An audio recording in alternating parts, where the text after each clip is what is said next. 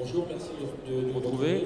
Donc Lina, présidente du groupe Nova. Pascal Ricci, président du groupe Eurolabo. Alors vous avez tous les deux un point commun. Vous êtes et vous excellez dans le domaine. Vous êtes fournisseur et fabricant peut-être de fours, en tout cas de matériel de boulangerie. Alors Lina, moi j'ai une première question. Vous êtes aujourd'hui sur le concours Le Mondial du Pain. Je connais parfaitement le matériel français. Je connais assez bien le pain français. En revanche, je ne connais pas le pain du Pérou, parce que vous êtes originaire du Pérou. Qu'est-ce que vous avez et qu'est-ce que vous fabriquez comme type de four et comme type de matériel? Merci beaucoup pour l'interview. Pascal, j'étais contente de partager. Au Pérou, tu pouvais rencontrer à Four du Bois. Oui, normalement dans la province, un peu de la capitale de Lima. C'est autre possibilité, c'est rencontrer les fours rotatifs. Rotatifs, c'est plus utilisé. Et à ce moment, nous sommes promouvés comme l'association des ambassadeurs, les boulangeries artisanales et l'utilisation des fours à sol. Alors Pascal, nous on se connaît de longue date parce que tu es partenaire de la première heure de ce beau concours Le Mondial du Pain. Le matériel, je vais te poser la question, mais je le connais. Qu'est-ce que tu fabriques? Eh bien, merci d'abord d'être invité à cette émission, Bruno. Effectivement, partenaire de la première heure. Alors, j'ai une double casquette aujourd'hui en tant que société APA, donc j'ai transmis à mon fils, mais je suis toujours, on va dire, conseiller du président, et surtout en tant que président du groupe Eurolabo, que je m'occupe de, on va dire, une vingtaine d'entreprises réparties sur le territoire national. Et nous avons vocation d'être équipementiers, concepteurs et agenceurs de tous les métiers de la boulangerie et de la pâtisserie. Alors, en fait, quand tu dis agenceur, en fait, tu fais à la fois les travaux dans les labos et dans les fournils, tu installes le matériel, mais tu ne fais pas que ça, tu fais également les magasins. Alors, effectivement, nous avons vocation à faire du clé en main. Donc, aussi bien, on va partir du stockage de la farine, qui est l'élément premier pour fabriquer du pain, jusqu'au tiroir caisse. À une époque, on disait glingling parce que plus on faisait glingling, plus ça marchait. C'était une petite cloche, non? Les petites cloches. Et aujourd'hui, bien sûr, avec l'électronique qui a remplacé tout ça. Mais de A à Z, tout l'équipement, on est capable de réaliser tout ou partie de l'investissement. Alors, j'entendais tout à l'heure Lina qui nous disait four à bois. Alors, ça m'a porté comme ça quelques années en arrière, parce qu'en France, on avait aussi ce type de four et surtout ce type de chauffe, parce que c'est avant tout un type de chauffe. Est-ce que c'est quelque chose qui est vraiment très implanté au Pérou, ce type de four? Parce que notre boulangerie, c'est très antique. Nous travaillons pour remplacer les fours à bois pour la four à sol. Mais il va demander la préparation à l'enseignance de la technique, de la fermentation, de la boulangerie artisanale, et c'est un grand travail pour nous. Est-ce qu'on peut, pour mieux apprécier encore ces fours, est-ce qu'on peut avoir une fourchette de pourcentage, de se dire, voilà, au Pérou, aujourd'hui, on trouve encore, je ne sais pas, peut-être 50% de ce type de four, et c'est quoi la proportion? Oui, c'est vrai, la boulangerie, les grandes boulangeries, les industrielles, c'est le 20% de toutes les boulangeries. Les 40%, c'est les boulangeries commerciales. Et les autres 40%, c'est l'artisanal. Et à l'artisanal, tu pouvais rencontrer les fours de bois à voir ou les fours basiques, les petits. Alors nous, Pascal, on sait bien qu'aujourd'hui, les fours à bois ont eu une place énorme dans notre travail et aujourd'hui, il y a une grosse évolution dans ce métier. Tu vas pouvoir nous en parler. Je pense que le pourcentage des fours à bois qu'on retrouve aujourd'hui en France, c'est quoi? 10-15%? Non, aujourd'hui, le four à bois représente une toute petite niche que je vais estimer autour de 5%. Alors, on les installe surtout dans les communes, dans les campagnes où on a des problèmes d'alimentation pour avoir les puissances énergétiques telles que le gaz ou l'électricité. Et aussi des puristes, hein, donc il y a aussi des puristes à profession pour des raisons d'économie d'énergie. Ouais, ce que j'allais dire, il y a aussi les gens qui font aussi un peu ça quelque part. Alors, c'est vrai que c'est des puristes, mais il y a aussi le côté un petit peu, entre guillemets, commercial et un peu folklore. Voilà, donc alors c'est vrai que le four à bois peut apporter et apporte certainement, grâce à une chaleur décroissante, apporte un petit plus au niveau en termes de sol du pain. Mais alors c'est vrai qu'il y a le côté fastidieux d'approvisionnement Et aujourd'hui, grâce à les techniques modernes, on remplace les bûches par des granules de bois. Ce qui fait que ça facilite le travail du boulanger avec des petites trémies et des brûleurs à vis sans fin. Alors, on se rend compte, là, au travers de votre discours, qu'on a pratiquement le même type de four. On a connu les fours à bois, vous les connaissez, vous avez des fours à sol, on les a, vous avez des fours ventilés. On a peut-être été un petit peu vite, on a parlé du four, mais il serait peut-être intéressant aussi de parler des pétrins, parce qu'avant de cuire le pain, il faut savoir le pétrir. Et pour le pétrir, on sait qu'aujourd'hui, on ne pétrit plus à la main, et fort heureusement. Et donc, qu'est-ce que vous avez aujourd'hui, que vous êtes sur la France, vous connaissez notre matériel, qu'est-ce qui diffère du vôtre? Au Pérou, la production de le pain, c'est la production par unité. C'est les 40 grammes par unité. C'est la raison parce que toute la boulangerie travaillait avec la diviseur. C'est un diviseur de 36 pièces parties du pain. C'est la pâte, il va diviser en petites unités. Et la vente, c'est par unité. Et donc les pétrins, on trouve nous aujourd'hui, alors un petit peu vulgairement, on appelle ça des pains avec des bras en forme de queue de cochon, c'est les pétrins spirales. Vous avez aussi ce type de pétrin là-bas au Pérou, des pétrins spirales, des pétrins axes obliques? Oui, bien sûr. C'est la pétrin normalement le plus acheté, c'est la pétrin de 50 kilos. C'est le plus. C'est autre pour les tamancs, pour les tecles, pour 25 kilos ou en sonque. C'est pour la plus grande boulangerie. Pascal, aujourd'hui, toi, dans la vente de tes pétrins, qu'est-ce qui vient en pole position, j'allais dire? Est-ce que c'est des pétrins axes obliques ou en revanche un pétrin spiral? Alors, concernant les pétrins, nous avons toujours 3 types de pétrins. Le pétrin axe oblique, le pétrin à spirale et ce qu'on appelle aussi les pétrins à bras plongeants.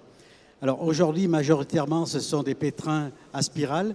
Pourquoi, Bruno? Parce qu'aujourd'hui, grâce à l'électronique et les programmes qu'on peut intégrer dans les pétrins, l'électronique nous apporte la précision que nous n'avions pas avant avec l'électromécanique.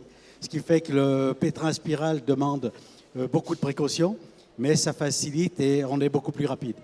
Alors, il faut, parce que moi je crains toujours un petit peu comme ça, quand on dit l'électronique sur du matériel, il faut bien rappeler, c'est très important, même si le pétrin nous semble très moderne, ce n'est pas le pétrin qui va faire la qualité du pain, c'est bien et bel et bien la qualité du boulanger et de son savoir. La machine reste évidemment indispensable, mais c'est l'homme qui l'amène et c'est l'homme qui a la maîtrise de la fermentation. Absolument, Bruno. Et aujourd'hui, le secret de la réussite d'une bonne boulangerie ou des métiers alimentaires, c'est d'abord les ingrédients de base. Le savoir-faire après du boulanger fera le reste parce que, encore une fois, nous sommes 3 autour de la table. Avec la même farine, les mêmes ingrédients, on ne fera pas le même pain. Et heureusement qu'il y a encore ça qui fera perdurer ce métier qui est fabuleux. Alors, on sait qu'en France, et c'est connu mondialement, on a cette fameuse baguette qu'on connaît aujourd'hui sous l'appellation pain de tradition française. Qu'est-ce que vous avez comme type de pain, Lina, dans votre pays? Voilà, au Pérou, tu peux rencontrer 50 différentes variétés de pain typiques. Ça dépend de la région. Mais principalement, le pain le plus consommé dans votre pays? Oui, les plus consommés, les noms, c'est les pains français. Mais ce n'est pas français. C'est comme la pistole de l'histoire française. C'est petite unité, très simple pour faire et plus économique.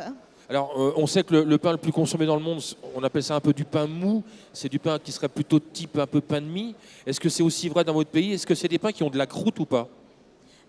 La croûte du pain. La croûte du pain. Est-ce que c'est des pains qui ont plutôt une croûte assez fine ou une croûte assez épaisse? Est-ce qu'ils sont croustillants, ces pains? Ah oui, mais c'est pour la personne qui va faire les boulangeries artisanales. Pour nous, la baguette, c'est très compliqué.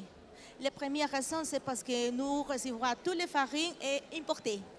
Mais les boulangeries péruviennes, la 3e qualité, il va recevoir pour la boulangerie. Et toutes les farines, c'est très additif. Oui, alors aujourd'hui, nous, l'additif, on en sort de plus en plus dans notre métier. Parce qu'il y a des choses qui sont positives, d'autres qui le sont beaucoup moins. Alors, il y a, dans le domaine du matériel, il y a eu une évolution terrible ces dernières années. C'est les chambres de fermentation. Ça a modernisé notre métier, ça a apporté du confort au boulanger. Aujourd'hui, avec la maîtrise de la fermentation qu'on a et qu'on connaît, on peut se permettre de préparer des pâtes aujourd'hui, les mettre en repos, en sommeil, en maturité, en macération toute la nuit et apporter la cuisson le matin. Ça, c'était une vraie révolution dans notre métier, Pascal. Ça a surtout apporté beaucoup de confort, à 2 points de vue. Le confort du boulanger parce qu'il dort un peu plus. et il reste un peu plus longtemps que son épouse parce qu'on va sourire, mais les problèmes de couple en boulangerie, c'est quand même connu, c'est à cause du travail. Mais la chambre de fermentation, la chambre de pousse a permis de calmer et d'apporter la paix dans le ménage. Alors, non seulement ça, puis aussi d'arriver à une certaine maîtrise de la fermentation. On s'est aperçu qu'aujourd'hui, le froid, tant qu'il reste positif évidemment, donc entre 0 et 5 degrés, c'est quelque chose qui est assez favorable pour la fermentation parce qu'on dégage beaucoup d'arômes. Est-ce que vous avez aussi, Lina, ce type de matériel? Est-ce que vous avez des chambres de fermentation qui vous permettent de réguler comme ça un petit peu le travail du boulanger? Oui, ils peuvent réguler les températures, les niveaux d'humidité, mais c'est très, très utilisé pour la côte du Pérou et les montagnes. Mais pour la forêt, ce n'est pas nécessaire parce que la forêt, c'est très, très, très chaud. Mais ce n'est pas nécessaire avec petite protection.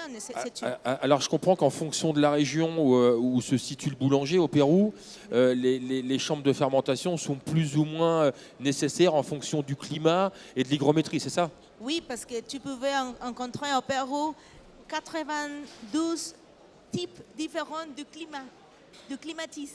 Et tu vas travailler d'accord de la région. Ah, effectivement, alors nous on n'a pas 92 types de climat en France et je serais tenté de dire presque heureusement parce que il faut quand même rappeler que le climat est directement lié à la conservation du pain. Plus on est dans un climat chaud et humide, moins le pain se garde. On pourrait presque faire des comparaisons entre le Pérou et la France. Combien d'artisans boulangers, Pascal, en France aujourd'hui tu estimes? Alors, digne de ce nom, je dirais une trentaine de mille. Vraiment, artisans boulangers, oui, une trentaine de mille. Et Lina, combien vous avez d'artisans boulangers au Pérou? Oui, nous pensons que c'est une grande opportunité parce qu'à ce moment, le Pérou, c'est avant lieu de la gastronomie et nous pensons que c'est très, très important pour recevoir à la personne, pour manger. Les premières plats, c'est la sortie du pain, mais avant pain artisanal. Et après, les plats du jour et pour revoir les desserts. Qu'est-ce qu'on pourrait aujourd'hui, à votre avis, dans votre pays, améliorer sur le plan du matériel et améliorer sur le plan de la qualité du pain? Nous pensons de la unique forme pour promouvoir et mieux les niveaux de boulangerie, c'est avec l'enseignement.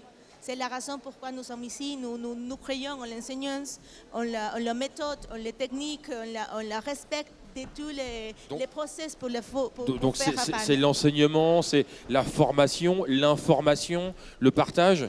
Mais là, vous avez trouvé, je pense, une bonne adresse avec les ambassadeurs du pain qui ont pour faire de lance la transmission du savoir et les valeurs nutritionnelles du pain. Oui, c'est vrai. Pascal, qu'est-ce qu'on pourrait, toi qui j'allais dire presque j'allais dire un vieux routard, tu m'en voudras pas, parce qu'un vieux routard de notre métier, tu as sillonné pas mal aussi le monde. Qu'est-ce qu'on peut améliorer dans notre pays sur le plan de la qualité du pain et surtout sur le plan du matériel? Alors, je dirais qu'aujourd'hui, on a des matériels, je crois qu'on est arrivé, alors, je ne connais pas les évolutions futures, mais on est arrivé au summum. Il y a quelques années où le boulanger, il fallait qu'il s'adapte à son matériel. Aujourd'hui, c'est le contraire. Le matériel est adapté au boulanger.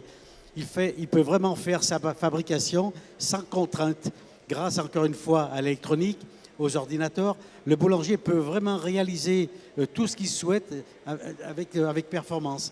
Alors aujourd'hui, où il faut qu'on arrive à...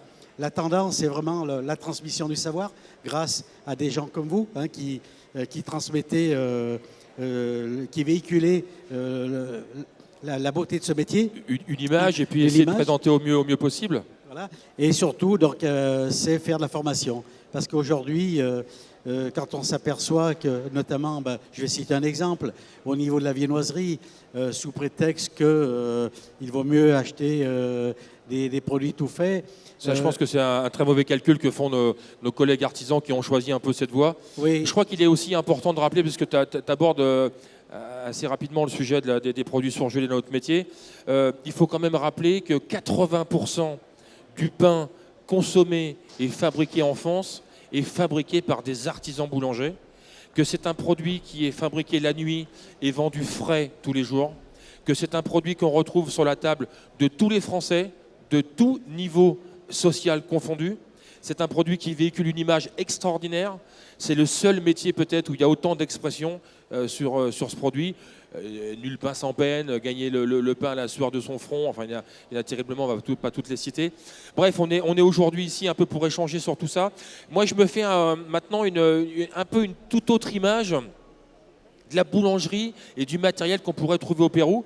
Donc écoutez, moi je serais ravi de venir aussi maintenant à mon tour pour échanger. Et en tout cas, Pascal, merci aussi de ton intervention. Et puis je vous souhaite bonne fournée ou bonne cuisson, comment on peut dire? On va souhaiter un excellent 5e mondial du pain, Bruno. Merci beaucoup. Écoutez, merci de nous avoir suivis sur ce plateau, sur ce débat, et je vous dis à très vite.